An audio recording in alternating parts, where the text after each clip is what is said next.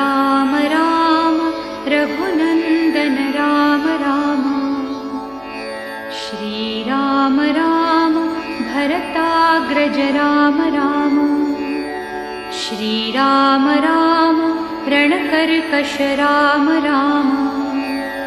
श्रीराम राम शरणं भव राम राम। श्रीरामचन्द्र चरणं मनसा स्मरामि। श्रीरामचन्द्र चरणं वचसा गृह्णामि। श्रीरामचन्द्र चरणं शिरसा नमामि। श्रीरामचन्द्र चरणं शरणं प्रपद्ये। माता रामो मत्पिता रामचन्द्रः